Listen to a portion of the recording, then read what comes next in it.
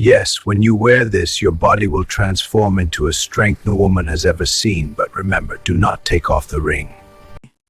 Before Marcus could turn to ask the old man what would happen if he removed it, the old man vanished like smoke swallowed by the night.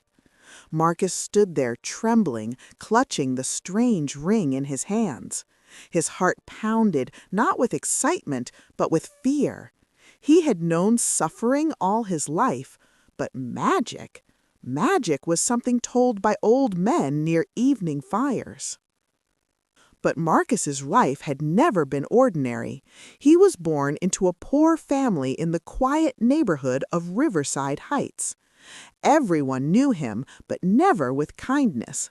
Marcus's body was frail like dried twigs, and his face? The neighbors loved to whisper about it.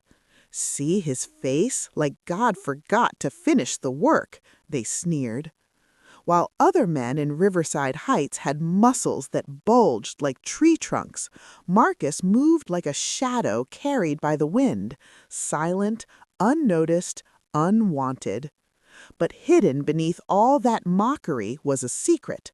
Marcus was born with a rare gift, a blessing he did not ask for, a blessing his grandmother whispered to him on her deathbed. Any woman who married Marcus would rise from nothing to great wealth and prosperity. But Marcus never announced it. He wasn't looking for riches, he was looking for love. True love, a woman who would not fear his frail frame or his scarred face, a woman who would choose him for his heart. But years passed. No woman approached him. Even single mothers desperate for companionship avoided him like a curse. Some women even said openly, "If Marcus is the last man on earth, I will remain single forever." They did not know that to marry Marcus was to marry wealth itself. Marcus accepted his fate quietly. He planted vegetables behind his apartment. He worked night shifts at the warehouse alone. He wrote poetry in his room to songs only his heart could hear, but he refused to lose hope. It was during the summer block party, colors everywhere, music shaking the air, laughter filling the sky. Marcus stood far from everyone like he always did. It wasn't his choice. No one wanted to stand near him. While the women danced in circles, while the men boasted and laughed, Marcus stood alone beside a dying barbecue pit watching shadows move. Then something happened. A young woman began walking toward him. Her name was Diana, a beautiful, gentle bookstore owner known for her calm spirit and quiet strength. When the neighbors saw her walking to Marcus, they held their breath. Some nudged each other, some laughed, some whispered wicked things, but Diana ignored all of them. "Good evening," she said softly. Marcus looked behind him to be sure she wasn't greeting someone else. "Me?" he asked. "Yes, you." Those two words entered his heart like warm sunlight. They talked and talked and talked. Diana did not look away from him. She did not laugh at him. She did not shift uncomfortably. She listened. For the first time, Marcus felt seen. At the end of the party, he walked her home through the quiet path that led to the edge of the neighborhood where she lived. He insisted, "I want to make sure you get home safely," he said. And from that night, everything changed. Every evening, just before dusk, Diana would arrive carrying a small thermos of coffee. Marcus would bring out his mismatched mugs. They would sit outside under the orange sky, laughing, sharing stories, teasing each other.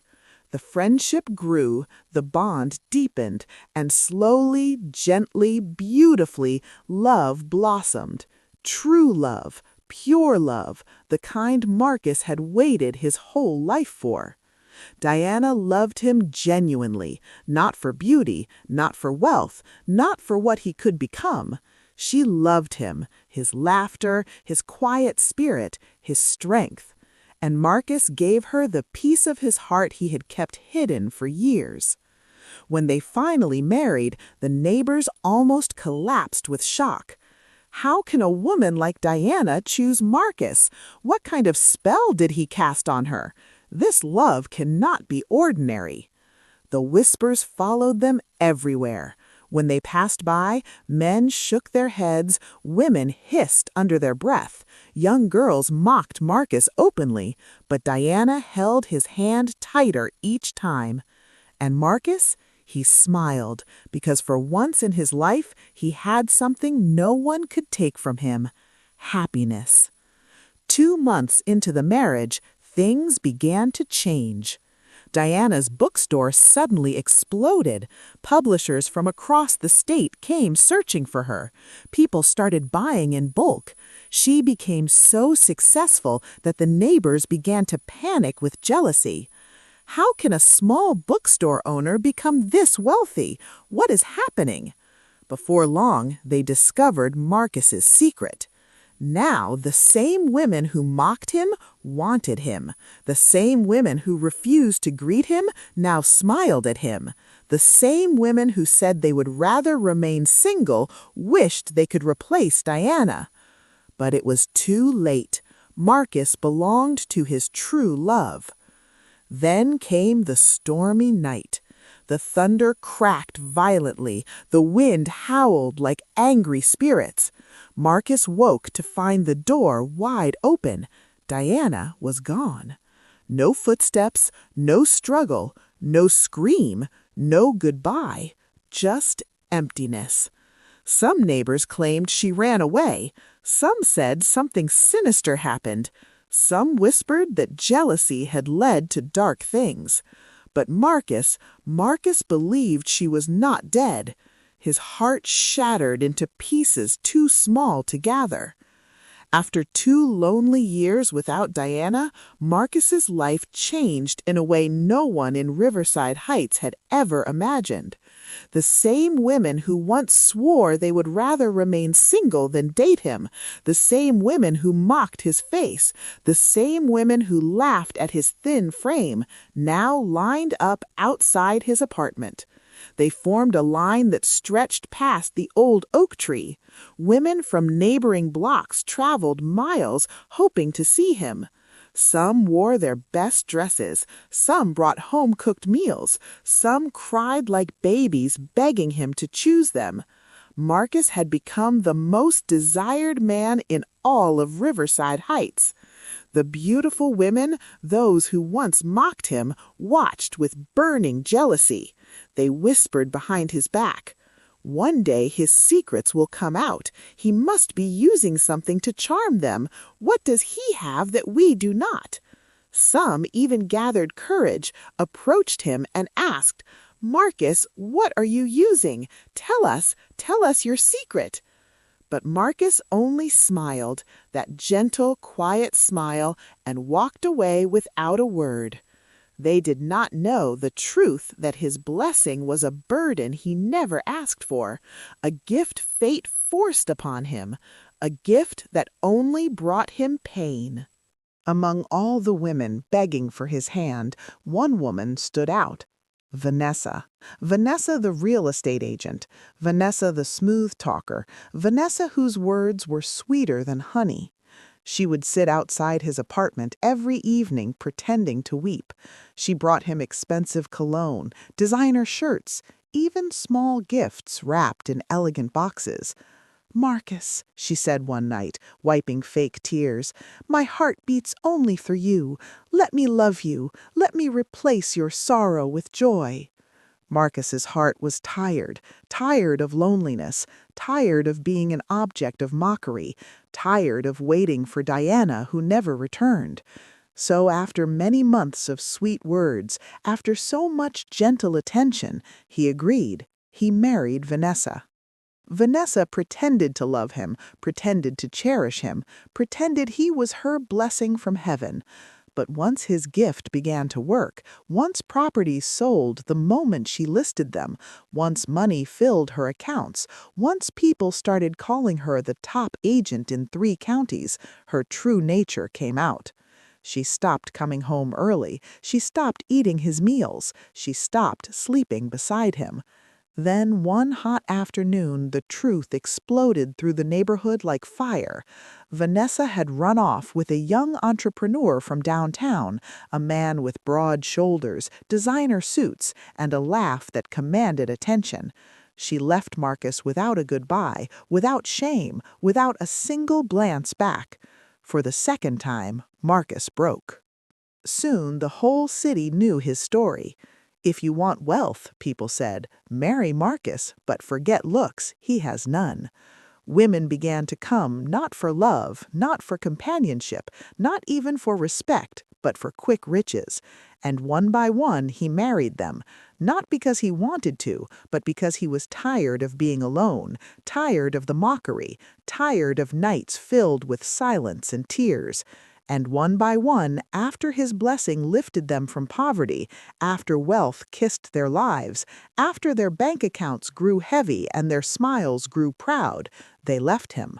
Some ran away with handsome men, some simply disappeared like Diana, some never returned home after tasting prosperity. Riverside Heights began to whisper again, but this time with fear. There is something strange about him. Every woman he marries becomes wealthy, then vanishes. Maybe he is cursed. Maybe he is something supernatural. But the women kept coming, some out of greed, some out of foolishness, some out of desperation. And every time Marcus gained a wife, the neighborhood held its breath, waiting for the moment she would vanish. His heart became a cracked vessel that could hold no joy. He stopped going outside, stopped smiling, stopped believing he was worthy of love. His heart became his hiding place, a silent grave where hope went to die. Some neighbors pitied him, most mocked him. They called him the golden blessing wrapped in damaged goods. They whispered this as though it was a joke, but to Marcus it was a knife. One night, when the moon hung low like a tired lantern, Marcus wandered to the edge of town, ready to leave Riverside Heights forever. His steps were slow and heavy, his eyes swollen with years of betrayal, his spirit tired of carrying a blessing that only brought him pain.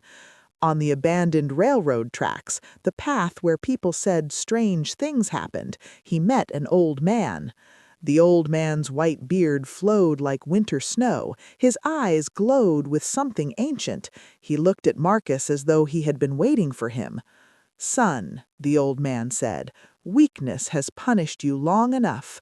Take this ring, wear it when the sun sets. You will become what the world respects." He stretched out his wrinkled hand, holding a strange ring made of metal that shimmered like starlight. Marcus hesitated, but something stronger than fear pushed him forward. He took it.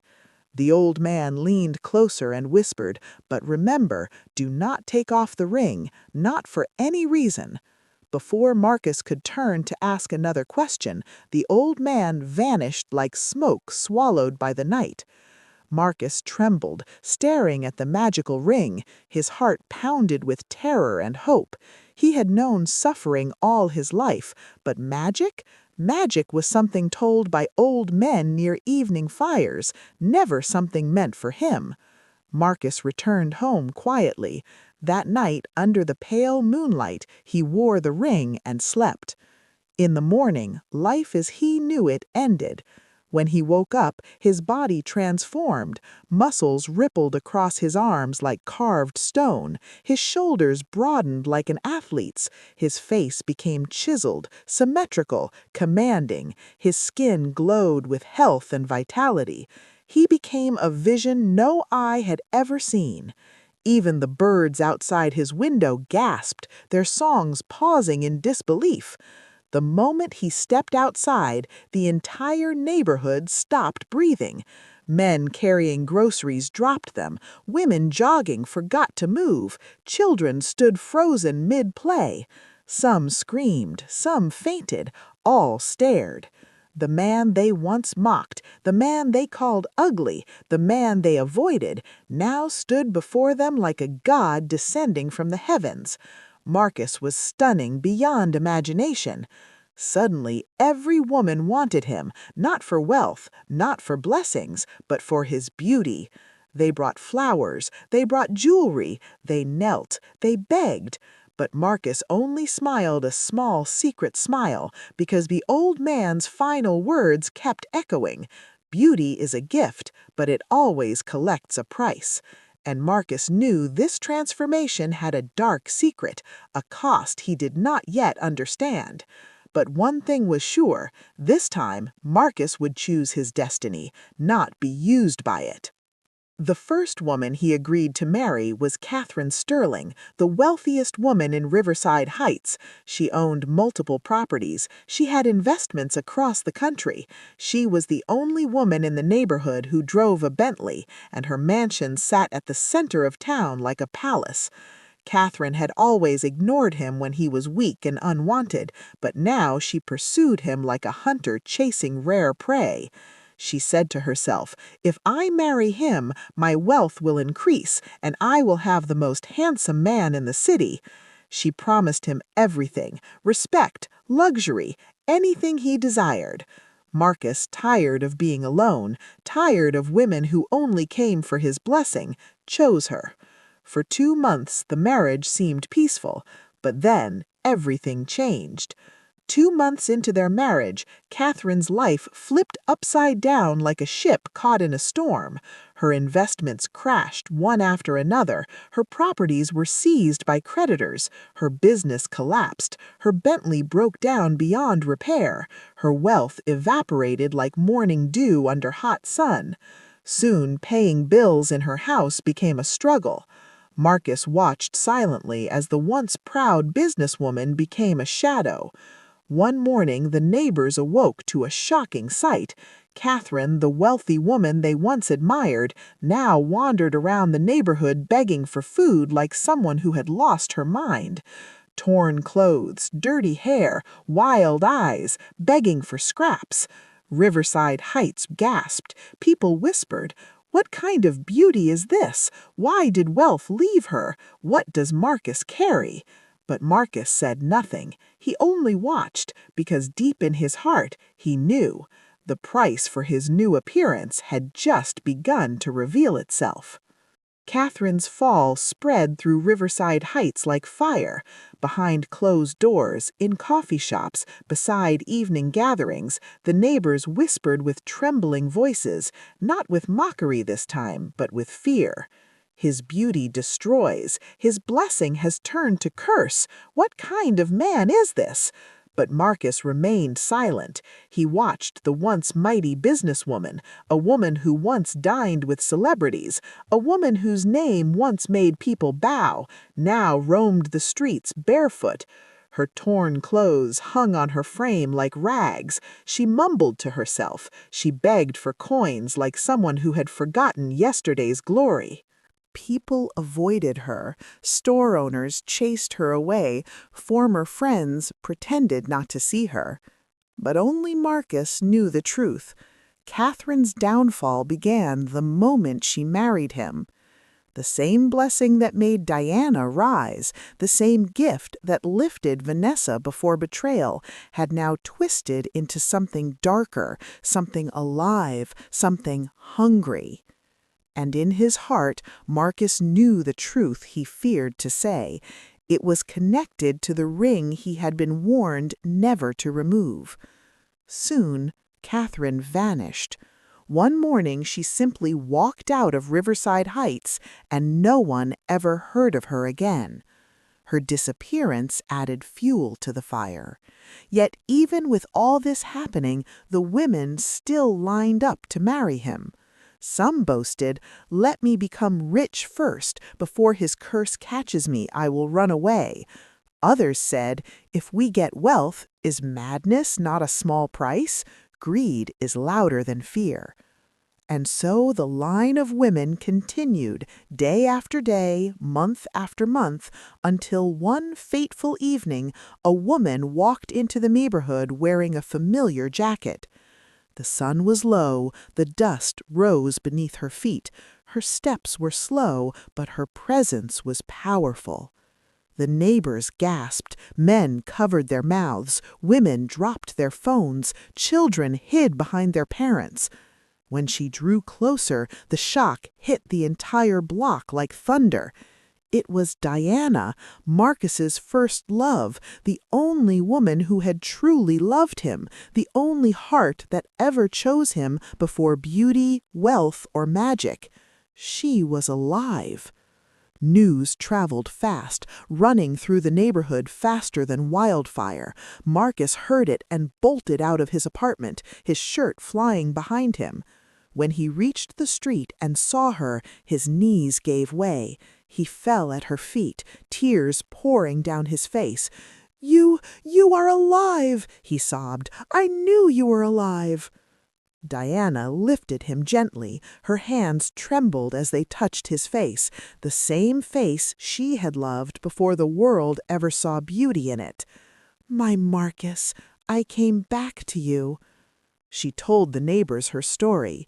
It was Vanessa, the real estate agent, the woman who betrayed Marcus, who kidnapped her out of jealousy.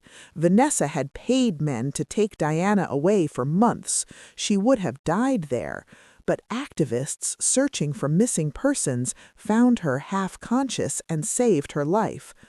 "I stayed away to heal and to stay safe," Diana said, "but I could not hide forever. I had to come back to the only man I have ever loved." Marcus's heart trembled. He wanted to run into her arms and never let go, but he knew the truth. If he accepted Diana, the curse would strike her too. She would become like the others, lost, broken, destroyed, and Marcus would rather die than bring pain to the only woman who had ever loved him. So he did the only thing he could. He returned to the abandoned railroad tracks, the place he first met the mysterious old man. The wind was cold, the night was silent, and there, under the old bridge, the old man appeared again. Marcus dropped to his knees, sobbing, "Please take back the ring, take back this curse. My love has returned, and I do not want to destroy her." The old man nodded slowly. "I knew this day would come," he said in a voice older than time itself. "The heart of people is wicked and selfish. Your beauty was given to punish the greedy, those who sought you not for love but for gain." He touched Marcus's shoulder gently. "The one who truly loves you has returned, so the curse has fulfilled its purpose." He pointed to Marcus's hand. "Go home, remove the ring, destroy it tonight. Your suffering ends." Marcus wept with gratitude. He thanked the old man and ran home faster than he had ever moved in his life.